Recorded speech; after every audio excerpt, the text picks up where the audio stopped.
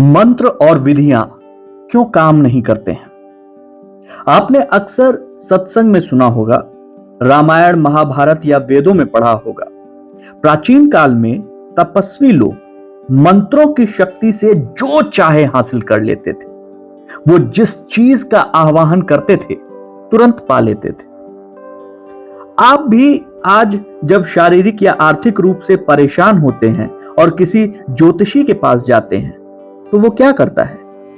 जन्म पत्रिका देखने के बाद पीड़ित ग्रह की शांति के लिए कुछ उपाय बता देता है और कुछ मंत्रों का जाप करने के लिए कहता है। ऐसा ही होता है ना? ऐसे में कई बार लोग सवाल करते हैं कि उन्होंने मंत्रों का जाप तो किया लेकिन कोई खास सफलता नहीं मिली। आखिर ऐसा क्यों होता है? जो मंत्र प्राचीन काल में सिद्ध थे उनका प्रभाव आज कम दिखता है या नहीं दिखता है? मंत्रों की शक्ति प्रभावी क्यों नहीं रहती? आज हम आपको इसका सबसे बड़ा राज बताने जा रहे हैं कि मंत्रों की शक्ति आखिर काम कैसे करती है। दरअसल आज लोग मंत्रों को जाप करते समय सिर्फ मुंह से बोलते रहते हैं, उसमें उनका मन और आत्मा शामिल नहीं होती। आप खुद सोचिए, आप जब मंत्रों का जाप करते हैं तो आपके मुंह तो चलते हैं लेकिन दिल दिमाग कहां रहता है? मंत्र पढ़ते समय आधा ध्यान घर के काम में लगा होता है और कई बार तो लोग मंत्र का जाप करते हुए घर की सफाई भी कर डालते हैं, गाड़ी भी चला डालते हैं। उन्हें लगता है कि पंडित जी ने जपने के लिए कहा है और यह किसी काम को करते हुए किया जा सकता है। मगर यह तरीका गलत है।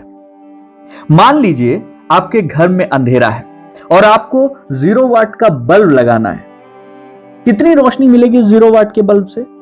फिर आप कहेंगे बल्ब तो जला दिया लेकिन रोशनी तो आ नहीं रही।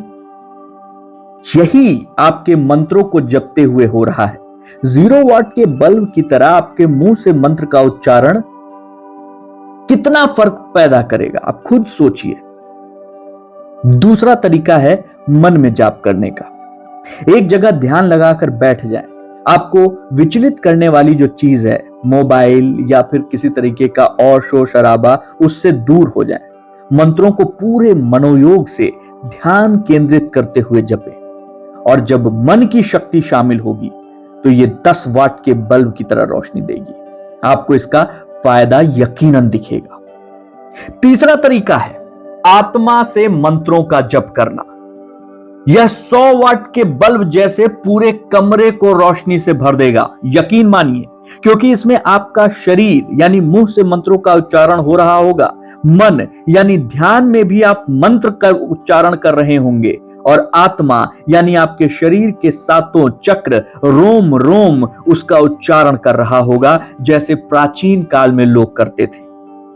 अब बताइए, 100 वाट का बल्ब जलेगा तो क्या मंत्रों की शक्ति आपके जीवन का अंधकार दूर नहीं कर देगी? मंत्र तो वही थे, वही रहेंगे, लेकिन उन्हें जपने और सिद्ध करने में आप कितनी ऊर्जा लगाते हैं, इससे तय होता है कि आपको उसका फायदा कितना मिल रहा है।